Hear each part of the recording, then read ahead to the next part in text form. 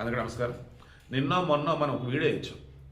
నందాదేవి ఆ పర్వతం మీద 1965లో సిఐఏ అమెరికా వాళ్ళ ఏజెన్సీ మనది ఇంటెలిజెన్స్ వీళ్ళిద్దరు కలగలిపి ఒక న్యూక్లియర్ పరికరం అమర్చున్నారు నిఘా కోసం. దేనికి నిఘా కోసం? 1964లో చైనా అణుపరీక్షలు జరిపింది. సో అది మొత్తం కూడా కనిపెడతాం కోసం ఆ నిఘా పరికరాన్ని అన్నట్టు అమర్చున్నారు. బట్ దానిలో వచ్చేసి 3.5 కేజీలు దాదాపు ప్లూటోనియం 238 అది వచ్చేసి రేడియో ఐసోటైప్ థర్మల్ ఎలక్ట్రిక్ జనరేటర్ అన్నట్టు అనుకోవచ్చు దాన్ని. ఓకేనా? ఇది వచ్చేసి ఏంటంటే ఆర్టీజీ, ఇది వచ్చేసి ఏమంటారంటే కంటిన్యూగా నిర్విరామంగా పవర్ అనేది ఇస్తూనే ఉంటుంది. సో ప్లూటోనియం అణుధర్మకత ఉన్నది. ఏదైనా తేడా జరిగితే అందుకు దానిపైన ఇరేడియం షీల్డ్ ఉంది. ఇరేడియం అంటే మీకు గుర్తు రావాల్సింది ఏంటిది? కలేజా మూవీ ఉందా? కలేజా మూవీలో ఆ ఊరిలో ఉన్నట్టు వారందరూ కూడా ఖాళీ చేపిస్తూ ఉంటారు. అదేమంటే లేనిపోయిన రోగాలని చెప్తూ ఉంటారు. బట్ అక్కడ అందరికీ తెలిసింది వేరు.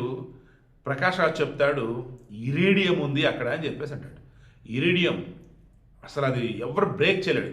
మీకు బాగా గుర్తుంటే ఆ సినిమాలో తుపాకీతో కాలుస్తాడు, బుల్లెట్ దిగదు, అడ్డుకునిద్ది. అది ఏంటంటే ఇరేడియం, ఆ షీల్డ్. ఈవెన్ చాలా చాలా ఖరీదైన మెటల్ అది. అంతరిక్ష ప్రయోగాల్లో కూడా వాడుతూనే ఉంటారు, రాకెట్లో మిగతా వాటిలో. ఈవెన్ అందులో కూడా కొన్ని రకాలైనటువంటి ఉన్నా కానీ అవి కూడా భూమి మీద పడ్డా కానీ బ్లాస్ట్ కావు, ఏం కావన్నమాట. సరే పాయింట్ వద్దాం. ఇరేడియంతో ఆ ప్లూటోనియం కవర్ చేసి ఉంది. అదే అక్కడ వాళ్ళు మిస్ అయ్యారు. ఇప్పుడు ఒకవేళ దాని లోపల ఇంకా ఇంకా ఇంకా వేడి జనరేట్ అవుతుంది అనుకుందాం, దాని కదా అనుకుందాం. ఆల్రెడీ మంచు పర్వతాలు పడిపోయింది కదా, అది వేడి అయిపోయిన మూమెంట్లో కిందకి వెళ్ళిపోతుంది తప్ప పక్కన నదుల్లో కదా. ఒకవేళ కలిసింది అనుకున్నా కానీ ఇరేడియం ఉంది కాబట్టి ఇబ్బంది అనేది ఉండదు. ఇరేడియం నుంచి కూడా దాటా ప్లూటోనియం మీద లీకేజ్ అయితే అప్పుడు ఏదైనా ప్రాబ్లం. బట్ మీన్ దాన్ని కనిపెడితేనే గట్టిగానే ట్రై చేస్తున్నారు. గంగా నది నీటిలో ఏదైనా కలిస్తే అప్పుడు ఏదైనా సమస్య రావచ్చు. బట్ మ్యాక్సిమం అంత దూరం రానివ్వరు. మన వాళ్ళు నెగ్లిజెన్స్ ఏమీ లేరు. అన్ని ఎఫర్ట్స్ అయితే పెడుతూనే ఉన్నారు దాన్ని కనిపెడతాం కోసం. అన్ని రకాలుగా ట్రై చేస్తున్నారు. దానివల్ల ఇచ్చిన ఇబ్బంది కూడా లేకుండా ఉండడం కోసం. ఇప్పటివరకు మనకున్న సమాచారం మేరకు దాని నుంచి ఎటువంటి న్యూక్లియర్ పవర్ బయటికి రాదు, దాని నుంచి ఎటువంటి రేడియేషన్ బయటికి రాదు. ఎందుకంటే పైన ఇరేడియం షీల్డ్ అనేది ఉంది కాబట్టి ఇరేడియంని దాటి రావడం అంటే అయ్యేది కాదు. తర్వాత ఏ ప్లూటోనియం అయితే అక్కడ పెట్టినారో దాని జీవితకాలం కూడా అది అంత తక్కువ ఎక్కువేమీ కాదు, తక్కువగానే ఉంది. సో సింపుల్గా చెప్తాను అంతే. వీడియో క్లోజ్ చేద్దాం.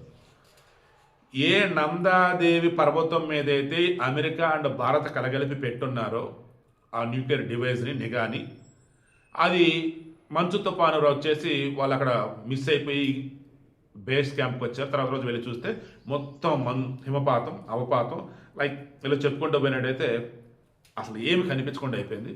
ఇక వాళ్ళకి అదని వెనక్కి వచ్చున్నారు. బట్ ఆనాటి నుంచి ఈనాడు దాన్ని వెతుకుతూనే ఉన్నారు, కనపడలేదు. బట్ దానివల్ల అయితే ప్రాబ్లం రాదు అన్న వేలో కాన్ఫిడెంట్గా ఉన్నారు కాబట్టి ఇలా ఈరోజు కూల్గా ఉన్నారు. ఇది ఫిజిక్స్లో, న్యూక్లియర్ ఫిజిక్స్లో ఎంఎస్ఎస్ మా ఫ్రెండ్ ఉన్నాడు, వాడిని అడిగితే వాడు చెప్పాడు ఇబ్బంది అసలు ఏమి లేదు శివ. అక్కడ వచ్చేసి ఏదైతే వాళ్ళకి radio isotope thermal electric generator అన్నట్టుగా వాడున్నారో పవర్ జనరేటర్ కోసమే కదా. ఎందుకంటే అక్కడ పవర్ ఏమి ఉండదు కాబట్టి దీని త్రూ పవర్ వస్తుంది, దానివల్ల నిఘా మొత్తం ఉంటుంది కాబట్టి పైన ఇరేడియం షీల్డ్ ఉంది శివ. ఎట్టిపోతే ఏ ప్రాబ్లం అయితే రాదు, కూల్గా ఉండొచ్చు అని అన్నాడు. సో ఇదే విషయం.